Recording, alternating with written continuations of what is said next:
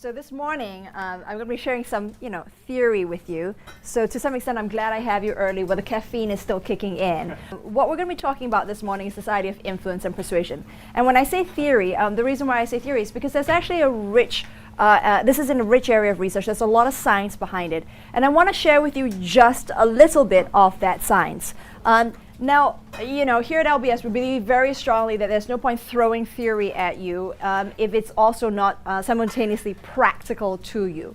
So while I'm going to be talking about these ideas of influence and persuasion and the science behind it, simultaneously I'm going to be giving you tons and tons of examples, right? Whether it's in the business world, whether it's in the real social world, just try and make these ideas come alive. The other thing about my style of sort of like teaching and being in front of a class is that I really don't know what to do if I'm just hearing myself talk endlessly. So I do hope and expect that you guys will participate along with me and bring in things that you think are pertinent as we talk about these ideas of influence and persuasion. So, I think big picture, we all appreciate the idea of needing to influence people, right? So, many of you guys may be very senior in your organizations, and yes, it may be the case that you can go around just telling people to do something. But as you may well experience, telling somebody to do something might result in them just kind of complying with what it is that you want them to do, which is all fine and good, but it doesn't necessarily result in them being committed to what it is that you're thinking about wanting them to do and the course of action that you're pursuing.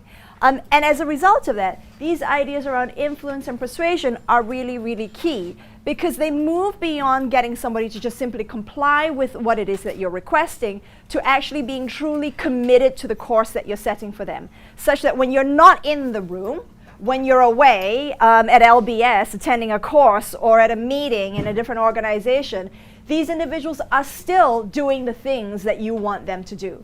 And that, in some sense, is a big reason why we have these ideas and want to think about these ideas of influence and persuasion. As I said, there's a very, very large area of research around this, and I want to share with you just 6 basic principles around how it is that we interact with people, right? So this work has really been influenced by a guy called Robert Cialdini. He's a social psychologist, and he came up with these ideas, these 6 principles, and thinks of them as these sort of like interpersonal principles of influence. And that's kind of what I'm going to be doing this morning, sharing these ideas with you. So if we start off just kind of at the top and work our way down, if we think about the idea of reciprocity, reciprocity is this very, very powerful sense of that when I do somebody a favor, they feel a compunction to do a favor back for me in return. I'm sure that you can think of many, many instances in your own lives when you're trying to get somebody to do something, rather than just making request after request after request, it may actually be easier to do them a little favor first, and then all of a sudden they're actually much more likely to do something back for you in return, right? So in negotiations, we know this very, very well, that if, for instance, we want the other side to share information about their priorities, actually a really, really good way of trying to start that process is to share a little bit of information with them. When we do that, that kickstarts this process of reciprocity, and then hopefully, and usually, people then feel a sense of a duty to respond in kind and give you some information back in return. I have this thing here. Anybody know what I'm talking about? What this is? It's very popular in the US. So these are like mailing labels, so return address labels. And I don't know how many of you guys have experienced this, but sometimes charities will send these out. So the gentleman is at the back is nodding. So tell me a little bit about this.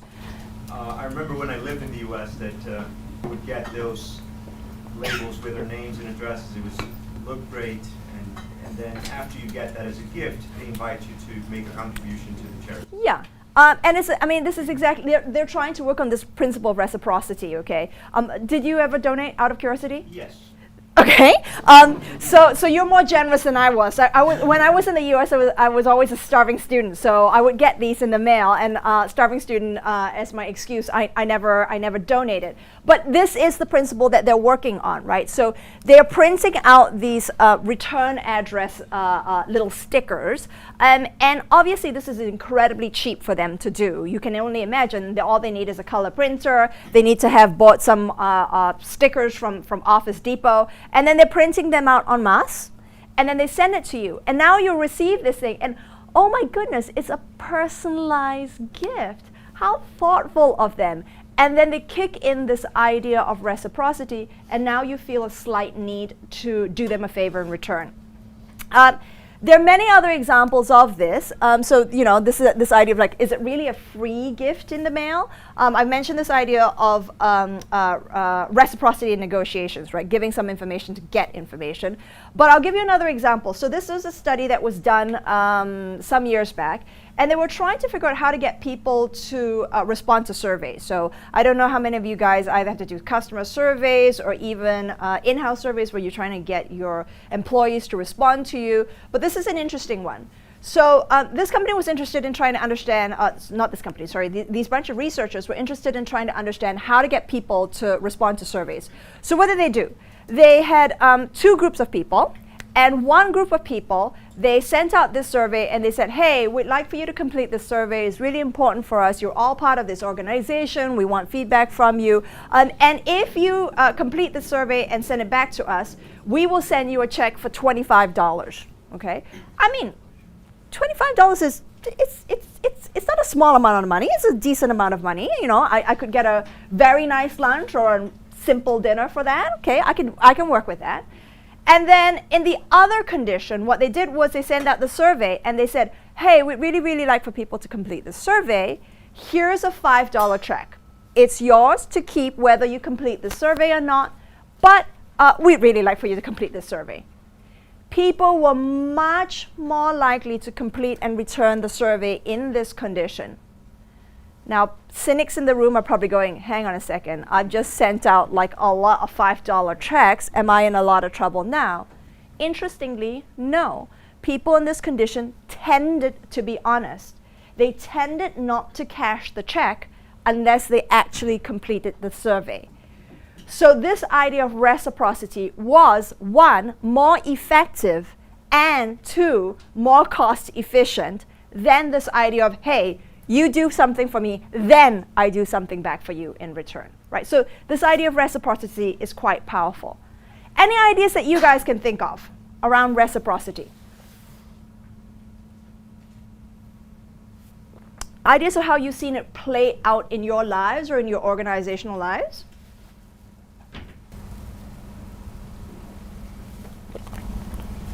Whenever you get promoted, it's kind of credit of trust, because what got you here will not necessarily get you there. And if you get promoted, sometimes in some situations it may mean that you've had this credit of trust from your boss or shareholders or whatever that you have to justify, basically. So that was my personal situation. Yeah, no, I can see that, right? So interestingly enough, you've done the work to get the promotion, but even then they're giving you this promotion, and now there's this sense that, oh my goodness, I really need to do good by them for putting their trust in me. Okay, thank you. Anything else that you guys can think of? Any other examples that you can think of? I'll give you a funny example, but this also gets a little bit at how, as we start thinking about how to use influence, it's also, I think, interesting to think about how it is that we make sure that it's not being used against us, okay? So this one's a funny example that puts those two ideas together. I'm Singaporean originally. I know that my accent is now completely muddled. I lived in the US for a long time. I lived here for a long time. I don't know what I sound like now. But in Singapore, one of the things that we celebrate is Chinese New Year. And during Chinese New Year, and this is a very Singaporean custom. It's not even necessarily a more broadly Chinese custom. But in Singapore, when you celebrate Chinese New Year, you go visit all your friends and family, which is the same across China. But the unique thing in Singapore is that when you do this, you bring 2 Mandarin oranges to your host's home, okay? And it's 2 Mandarin oranges because the word for Mandarin oranges in Chinese sounds like gold, sounds like fortune. So in a very Chinese way, they're playing on this linguistic thing to say, I'm bringing you fortune, okay? So what happens is that you go to your host's home, you bring 2 oranges with you, you give them to them, and they now immediately feel the need to do you a favor back in return. So what do? They go to their kitchen, put those 2 oranges down, take 2 oranges, and give them back to you. So you started with 2 oranges. Now, 5 minutes later, you're back with 2 oranges. So then you repeat this process as you visit the houses, right? So you visit the next house, hey, you still have 2 oranges. So you give it to your new host. Your new host gives you new oranges back in return. You still have 2 oranges. So you keep doing this process of giving favors and them reciprocating such that at the end of the day, you still have 2 oranges. You started it with 2 oranges. At the end of it, might not be the same 2 oranges, but you still have 2 oranges. And it really is a very ritualized version of this reciprocity process, okay? But it's also how it is that people are trying to null out the effects, right? So if people are trying to do you favors and curry favor with you, this is an instance of how it is that you diffuse these reciprocity influence tactics. Can you guys think of how else you might, try and diffuse these tactics if they're being used against you?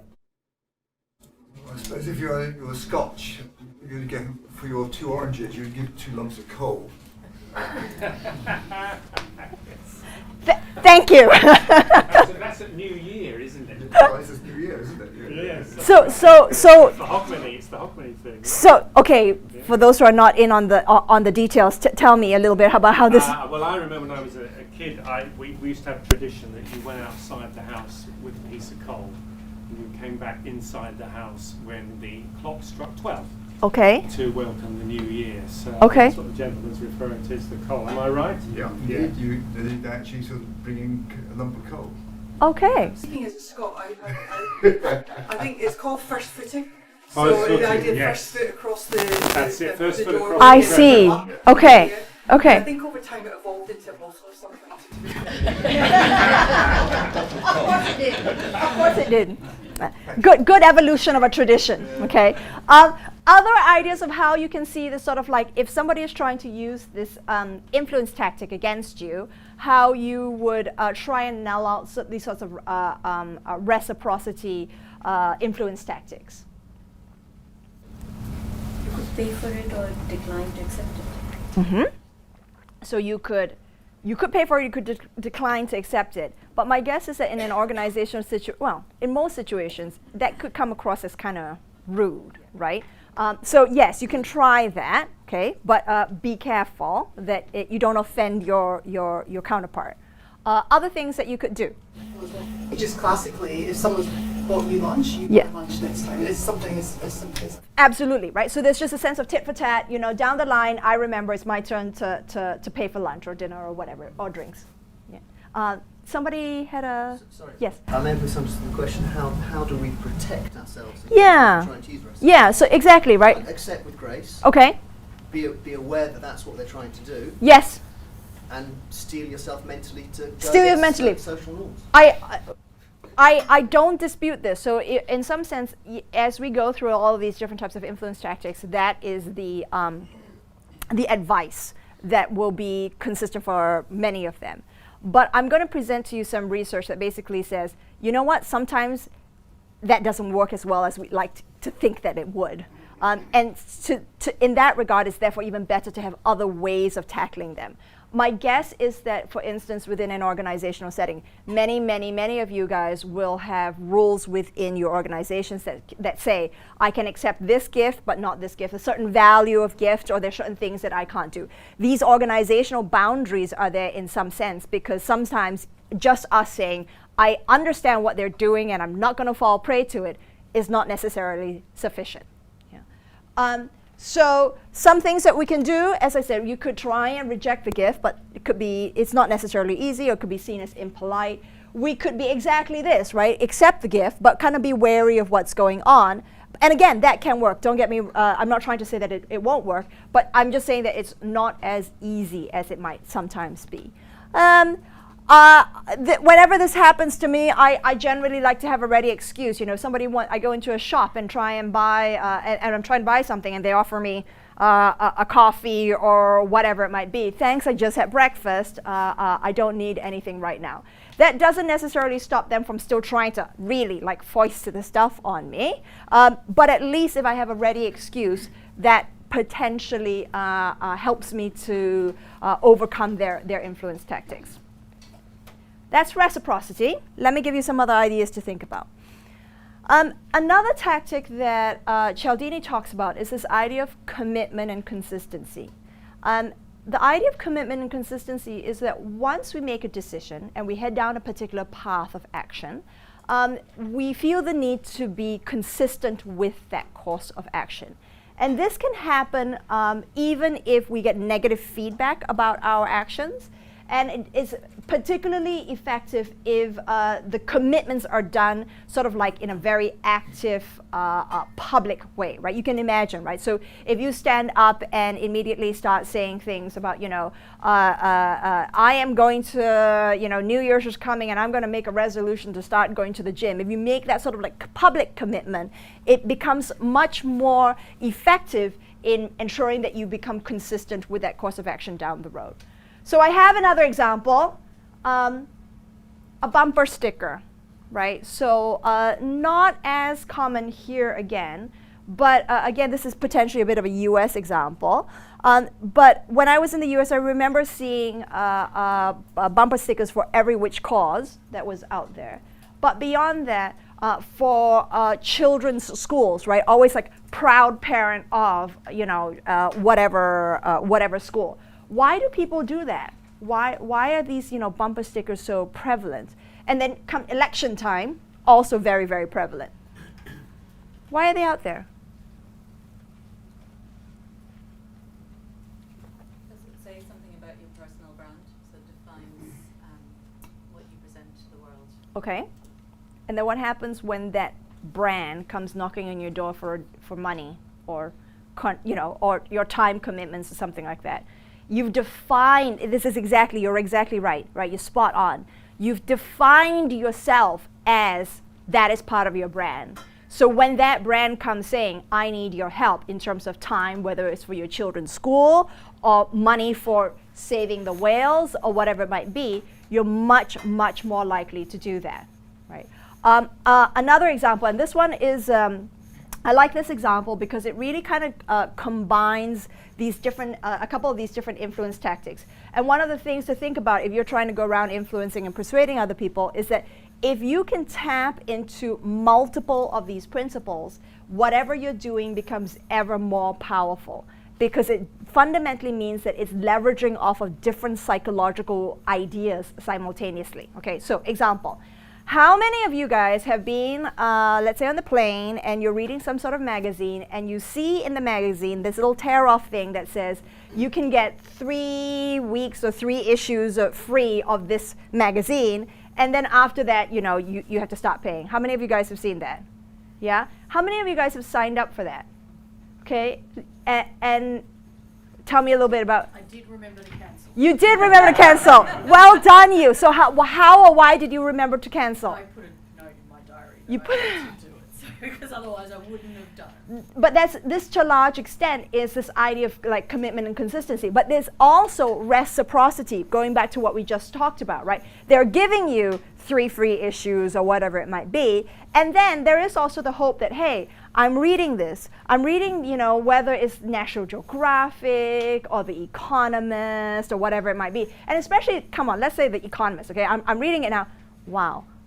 I'm feeling so smart for reading The Economist, okay? And you know what? I want to be that smart person who reads The Economist. So when it comes time to renew my subscription, to actually start paying for my subscription, I'm quite likely to do it because I've coded myself as a person who reads The Economist. But honestly speaking, I don't know about you guys, but The Economist is like comes out, once a week. it takes me a month to read each issue, right? So there's this like giant backlog of economists sitting on my desk, and I'm still shelling out money because I've coded myself as somebody who reads The Economist. Other examples that I have for you for this idea of commitment and consistency.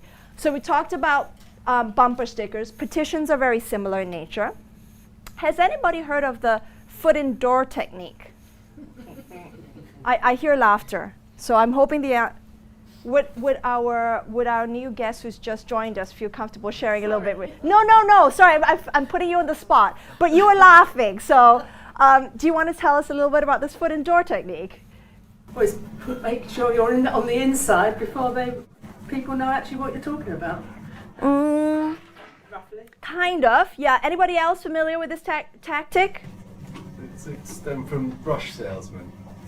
Try and deliver. So if you're selling brushes, Yes. and you're Yes. somewhere, Yeah. you have a suitcase of brushes. You need to knock on the door and get inside with the housewife, obviously, ideally. And you do that by saying, "I brought this brush for you. Would you like to see what else I've got?" That kind of thing. Yeah. So thank you. That's pretty much this idea that it came about when people used to go door to door selling stuff, whether it was brushes or whatever it might be.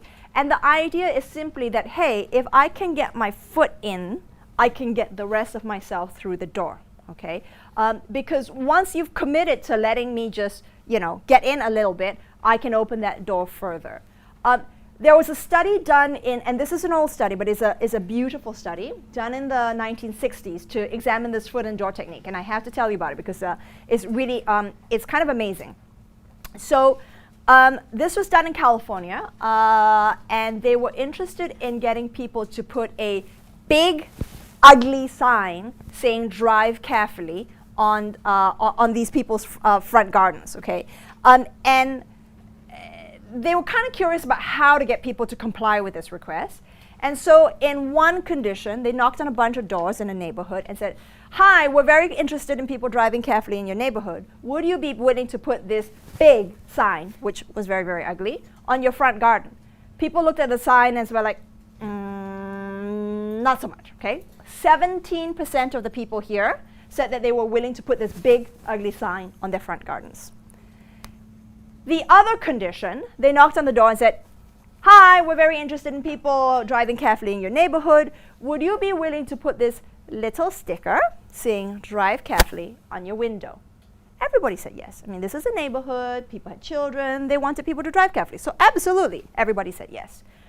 2 weeks later, knock, knock, knock. Would you be willing to put this big, ugly sign saying "Drive carefully" on your front lawn? 76% of the people said yes, right? Versus 17 from the other condition.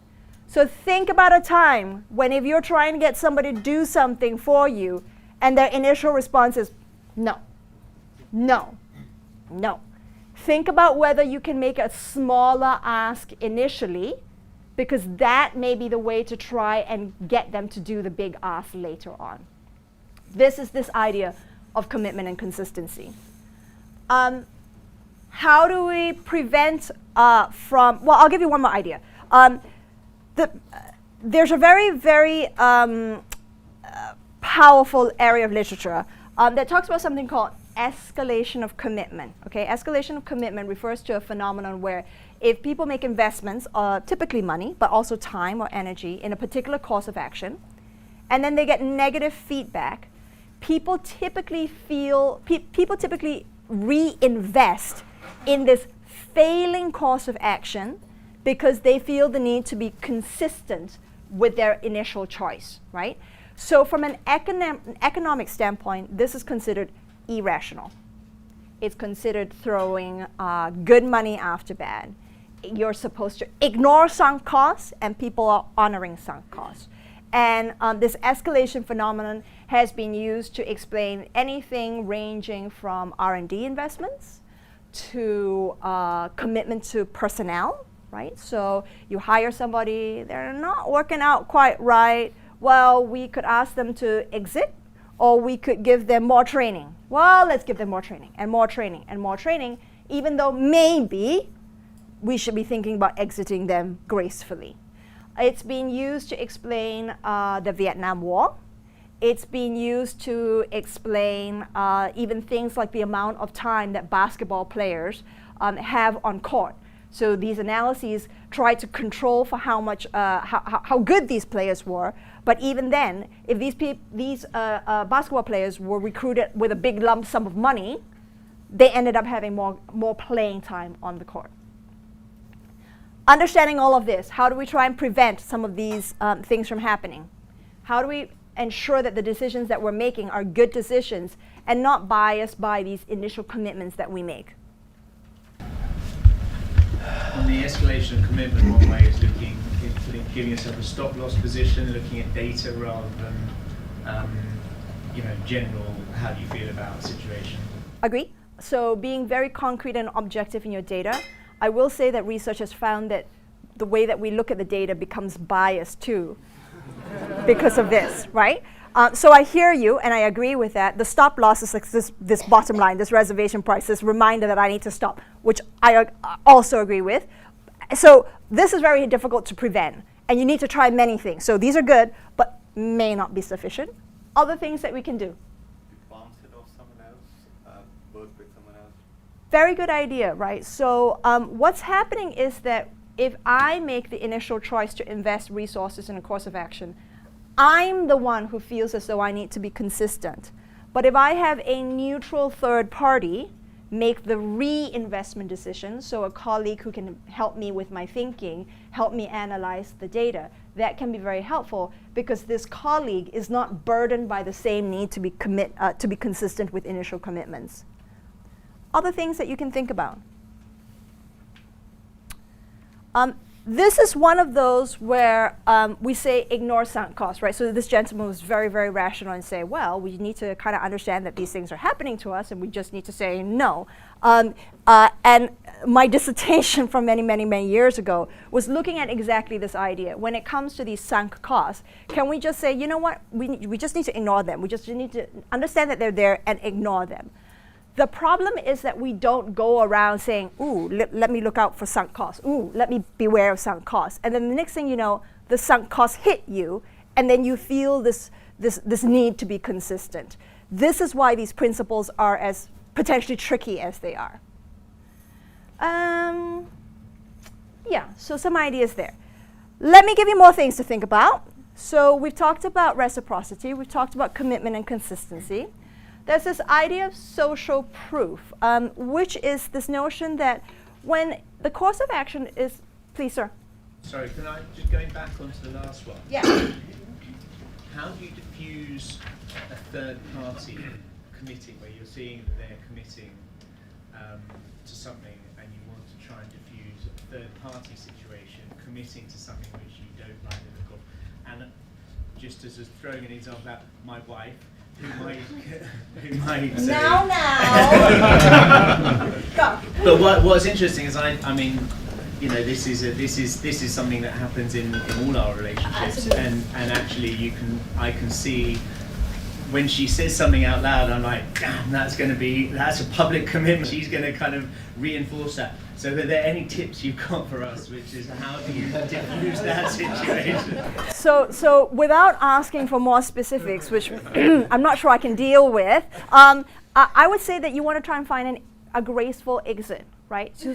So a graceful exit, a graceful way to back out from that commitment. But the other thing too is to find an alternative. So a lot of these types of commitment and consistency things, in your head, it becomes go, no go. It becomes invest, not invest. It becomes let the person in, don't let the person in. But if we can think of an alternative path, an alternative acceptable path, then all of a sudden the thinking becomes different and it's not so binary. It's not so, oh my God, I have to do this to be consistent. Wait, hang on a second. Maybe there's this alternative thing that I can do instead. So without the gory details, those are my suggestions. So you would suggest those alternative paths? Yes. And say, hey, Yes. what about doing? Yes, in a face-saving manner. Yeah. For you as well, probably. Yeah. Okay, so social proof. Social proof is this thing that when the course of action is not completely clear, we very often look to other people around us as to what it is that we should do, and we follow them, right? We're much more likely to follow people who are like us, who are in close proximity to us, and this can result in a lot of interesting things. So the difficulty with doing these sessions is that I have so many examples to share with you, and I'm like picking and choosing amongst my kids, but this one I have to choose. So laugh tracks, do we know what those are? The canned laughter, right? So in a lot of TV shows, a lot of these sitcoms, there's this canned laughter in the background. Who here finds it annoying? Yeah, okay. But why do sitcoms, why do the studios do this? Because it works. And it's particularly effective if the show is ambiguously funny. If somebody else is laughing, you find that funny too. So it's just something to keep in mind. How do we get somebody to do something? Well, tell them everybody else is doing it. And we see this happening a lot of times, right? It's like this happens with trends. It happens with a lot in marketing, where they try and say, look, everybody likes this. And when that happens, there's a sense of, oh, I must like it too. Within a more business example, these sorts of social proof ideas have a lot to do with both auctions themselves. So if somebody's bidding, right, you're not very sure whether this has value or not. If somebody's bidding, okay, you bid too. But then as a result of that, it has implications for things like M&A. So my husband's a banker, and what do they try and do? If you can get one interested party, two interested party, you're done. There will now be a whole slew of people who are interested in buying this company because these ideas of social proof kick in. Please. Building on that, also when you do use some quotes or paraphrase somebody else, you're trying to get this social proof to say it's not only me speaking, but also there's a quote or somebody else did it or following the same track. So you are trying to show that your idea is not only yours. Yes, absolutely, right. And then very often too, it goes beyond social proof, but we pair it with this idea of we pick the people whose quotes we use, right? It may be a celebrity or somebody very cool, because we want to be like these people. So it's again pairing different types of influence tactics together, but absolutely. Yeah. In a meeting with a Japanese executives of a Japanese company, and if you want to put forward a new idea, the best thing to do is just talk to each of them before the meeting. Yeah. And present the new idea to each of them. Yeah. Get them to think that the idea is great, and then present it as new to the whole meeting, and then there's more chance that it's going to be accepted. Yeah. So thank you for this. But it's not just. I mean, I know that it may be particularly relevant in a Japanese culture, but it's true the world over, right? If you're trying to sell an idea, trying to sell it first time in front of a big group is not necessarily the easiest thing to do. Whereas if you can get a bunch of people offline to buy into your idea, then to hopefully publicly support, one or two of them to publicly support you in the big room, you're much more likely to get a momentum of people who are voting in your favor. Again, bringing in things like Brexit, where it becomes pertinent. How do we prevent some of these things from affecting us? Unfortunately, the research doesn't necessarily have great ideas here. So we just have to kind of say, look, you need to understand your motivations for doing something. Don't just follow the crowd, right? And now when I say this for those of you guys who have kids, I mean, this is really particularly pertinent, right? So kids just kind of follow fads and trends, and you're trying to get them to be individuals and to understand what's going on. This is consistent with some of these ideas. This one's easy to understand, but really, really powerful. We like to say yes to people whom we like, which means that we want to be likable in some sense. And what makes us likable? Well, if there's a lot of research to show that people who are physically attractive are more likable. People who are similar to us are more likable. So if somebody comes from the same town, same city, same country as you, more likable. If somebody has the same name as you, research has shown that even if you just tell them same name, all of us, you don't know anything else, you're more likely to trust them. Okay, for I don't know why, but there you go. We like that. We like our names, so we like other people who have the same names as us. People who compliment us, people who are associated with positive things. I'll give you some funny examples. Who are these guys? Arnold. I'll be back. Who's the other guy? Some Arnold. Somewhat? Arnold. Some Arnold. No, Cruz Bustamante. Okay. Now you might remember that the Terminator became the governor of California, right? This happened during these recall elections, and there were a lot of people who ran for these recall elections, but the other big contender was this guy, Cruz Bustamante. Now, Cruz Bustamante, as it turns out, was extremely qualified for the position. He was the lieutenant governor. He'd been a public servant for many, many years. In fact, up until that time, he was like the highest ranking Latino in public office, okay? But he didn't win the elections. The famous Hollywood star won the elections, right? I mean, and this goes towards this idea of liking. Especially since the vote was happening in California. I mean, this is a Hollywood world. People know him. People, like him. He represents all these cool things. He's married into the Kennedy family, or was at that time. Okay. And then things happened. Another example. Some of you guys might be aware of this. In the presidential elections in the U.S., the taller of the two candidates tends to win the electoral vote. It's a little bit messier with the other vote, but we like tall apparently, or tall symbolizes, I don't know, power or authority or something, and we tend to vote in the person who is tall, which is really bizarre, right? I mean, it's like, what does somebody's height, and I feel bad for myself, have anything to do with somebody's ability to be president?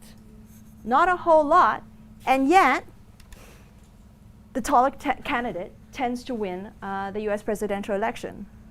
Now, some of you guys then are thinking of world leaders who may not be as tall. Sarkozy comes to mind, or when he was in power. And I don't know how much you know about Sarkozy, but first of all, he was quite short. But he tried really, really hard to make himself tall, okay? So there are pictures, and if you Google it, you'll see it. There are images of him standing on boxes in front of podiums, right? So if there's like a lectern and a mic and everything, he's standing on a box, yeah. There are press conferences of him in like some sort of like company, like opening a new factory or something like that. And the story goes, they called around the entire organization looking for the shortest members of the organization to be in the photo shoot with him so that he wouldn't appear quite so short, right? So there is the sense that I want to seem tall, and being tall conveys good things that people like, bizarrely enough. Was it Napoleon who had the heeled shoes for men? I don't know whether he had heeled shoes, but yes, I mean, he again notoriously short, right? I was just about to say Kim Jong-il. There are pictures of him with these like lifts in his shoes, but it's to try and appear tall. Thoughts, questions, examples? Is that considering like for like, i.e., that when you're looking at men as opposed to man versus woman? So very good question, right? So at least with regards to these data, except for the last elections, it's always with men between men. So we don't know. And then the comment and the caveat that I often give, especially with these data, is who knows nowadays, because it's becoming more complex with gender coming into play, with race coming into play. That said, a big picture, there's generally a big main effect where, and this is very unfortunate and a whole different story, men are generally perceived as more competent. So it is going to be like for like, but there's also just a sense that men are more competent than women, which I beg to differ on, but separate story. Gonna share with you two other principles. The second last one is authority. We tend to say yes to people who are in positions of authority or seem like they're in positions of authority. Okay, so studies have been done, and it's really scary where somebody dresses up like a doctor. So they put on a lab coat, they put on scrubs, they have a stethoscope, and then they'll go into a hospital, they'll find a nurse and start giving random instructions to the nurse on how to take care of patients. And the nurses very often say yes and follow through with the instructions. Obviously, they stop the nurse before bad things happen. But the idea is this person seems like an authoritative figure, and therefore people say yes to what they're saying, or what they're asking for. Same things happens with regards to a lot of these, when people start investigating what's happened with airplane accidents, very often it has to do with the dynamics between the co-pilot and the pilot, right? So you guys may remember some years, maybe 5 years ago, there was the plane that, I think it was a Korean Airlines plane, that landed in San Francisco, and thankfully people were generally not hurt. There were not that many fatalities, and the plane managed to land fairly safely. And what happened is that they found out that the sun was in the pilot's eyes, but the co-pilot didn't want to put down any sort of shades or wear sunglasses because he thought that that might be disrespectful to the pilot. And as a result of that, these sorts of like crazy things happen. Now, I put out these examples, and especially for you guys, I think it's useful to think about it from two ways. One is, how can I get people to do the things that I want them to do? Okay. But simultaneously, I think it's important to realize, especially with people who have a lot of seniority and manage other individuals, your own seniority, your own authority could be suppressing your employees' abilities to think creatively, to voice their opinions, because they're just kind of concerned, hang on, I better not speak up against my superior, against my boss, right? So we want to think about it from two ways. Example that I have to mention when it comes to authority. Anybody heard of the Milgram experiments? Okay, this is a good one. Oh, I actually do have a little bit of a picture for you. Okay, so what happened? In the 1950s and 1960s, a guy by the name of Stanley Milgram wanted to try and understand why the atrocities of World War II happened. And one school of thought was, look, they're just some people who are bad, and they're bad, and that's what it is, okay? They're bad apples, and there's nothing we can do about it.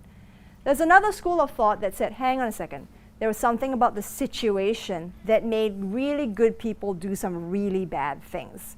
And Stanley Milgram was of that opinion. So what did he do? He ran a study in New Haven, Yale, and where he brought in a bunch of people off of the street to be teachers, okay?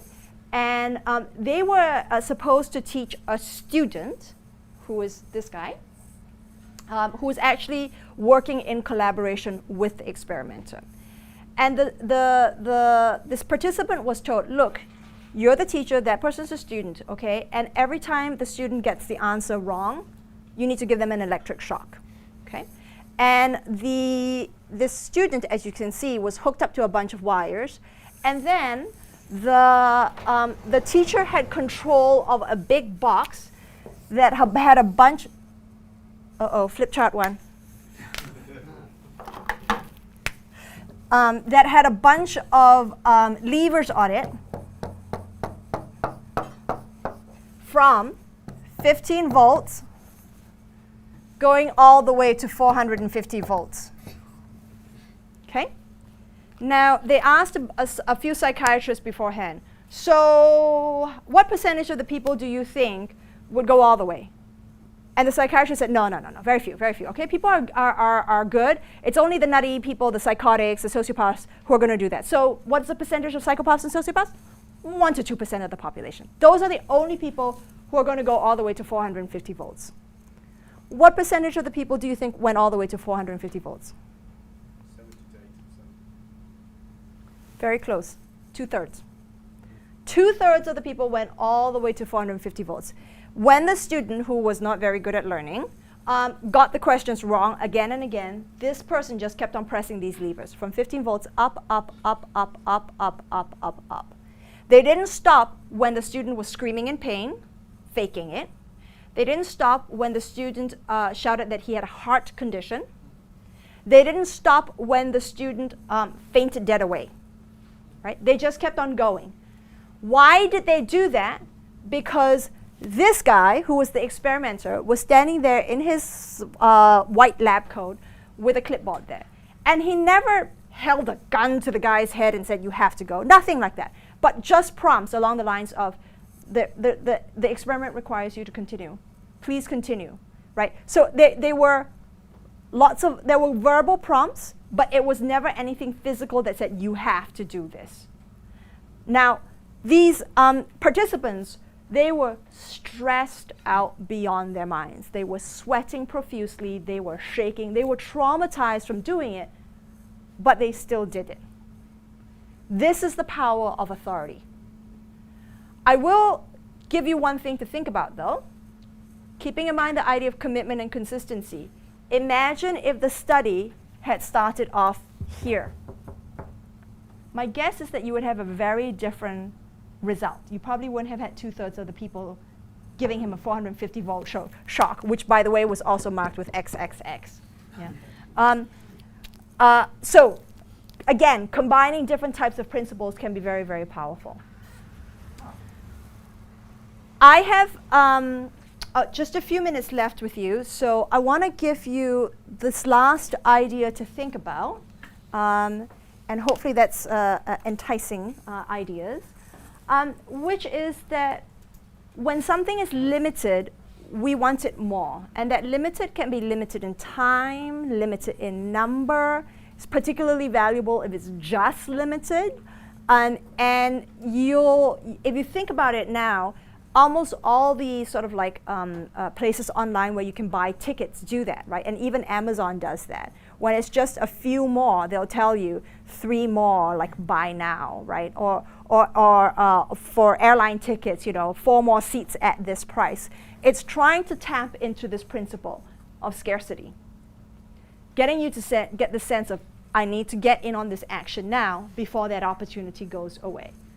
Auction fever, which I study a lot, is the perfect sort of combination of this.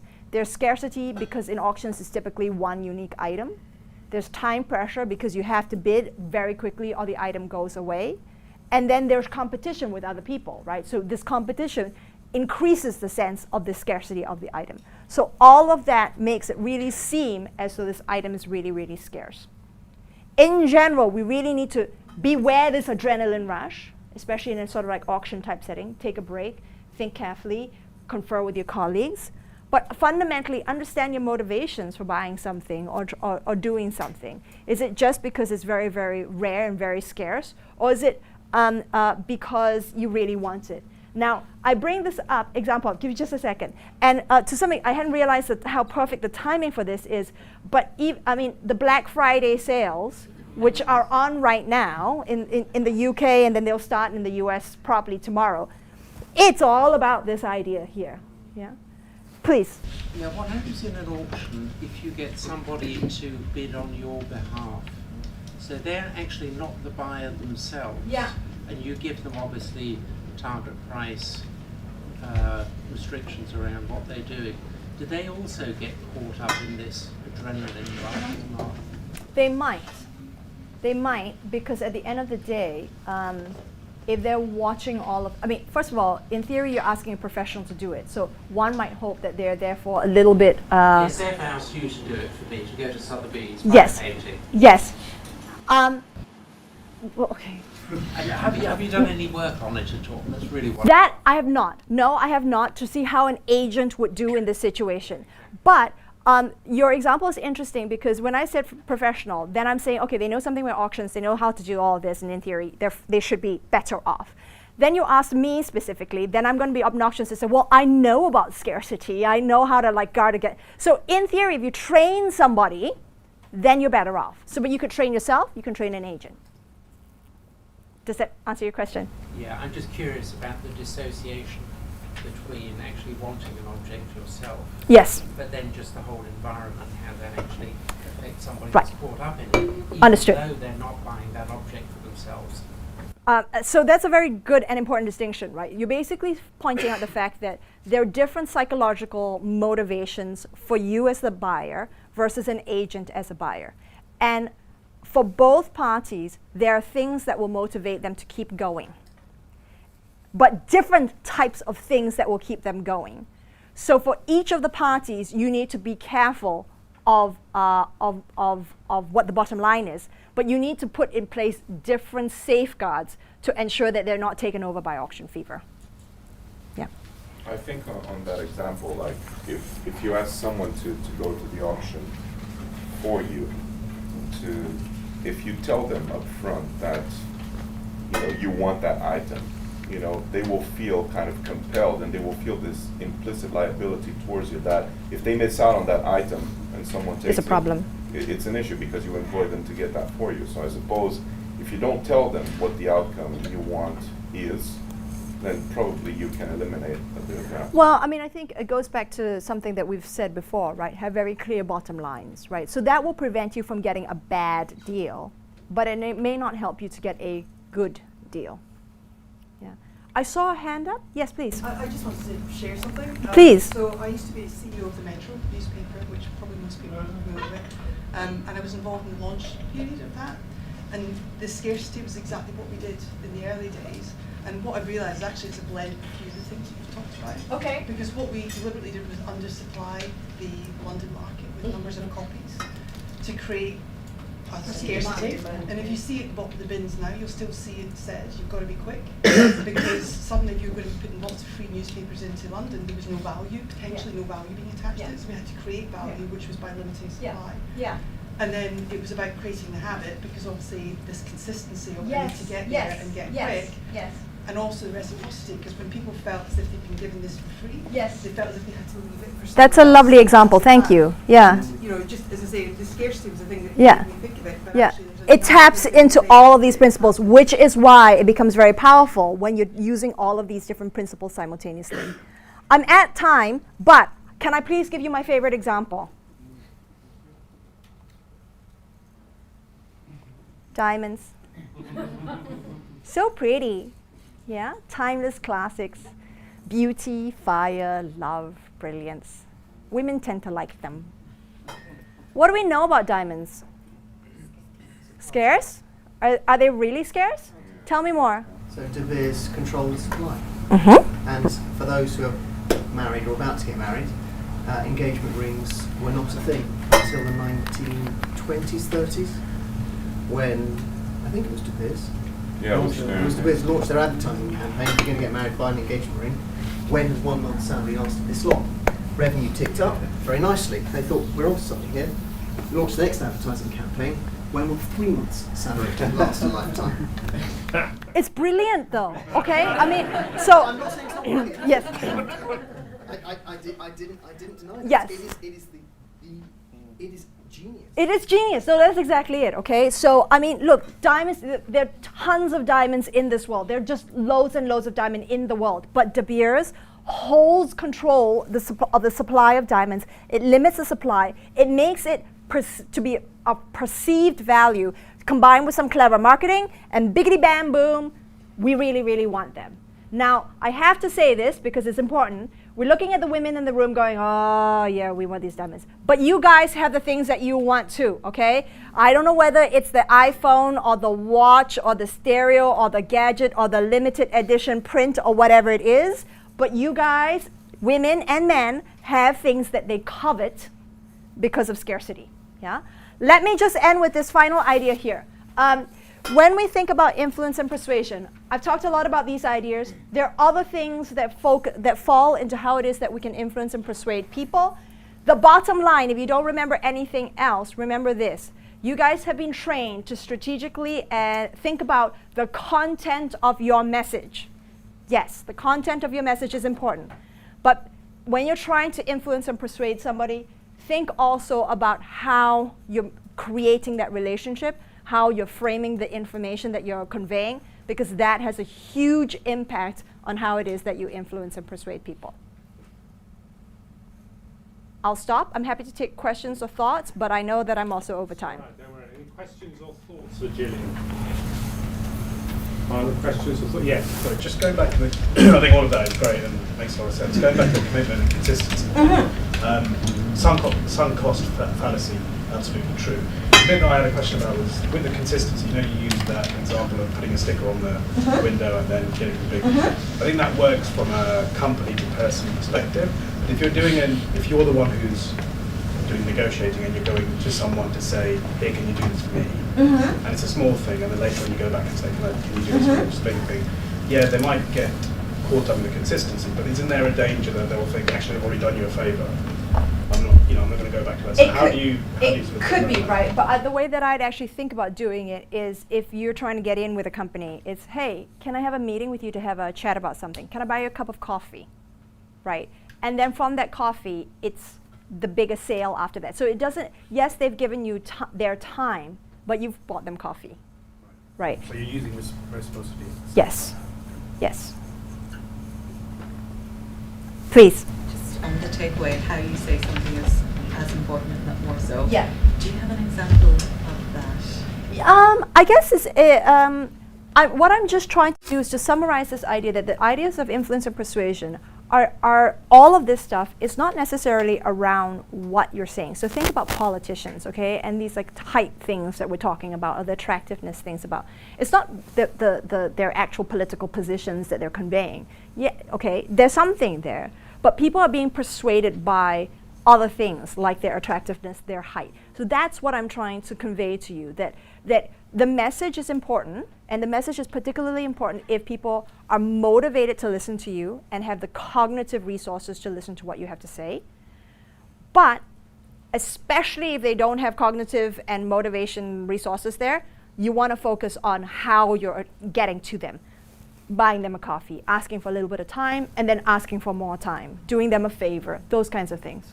Probably actually the difference between Obama, who was a brilliant orator, and you can question about some of the actions afterwards, where with Trump, who comes across as being somewhat uncouth, so people don't necessarily listen to him, but maybe should do. So you've got these trade-offs. Yeah, exactly, right. So there's a message component, but there's also how you're delivering it. Absolutely. Let me stop. Thank you guys very much for your time, and I hope you have an interesting rest of your day. Thank you very much.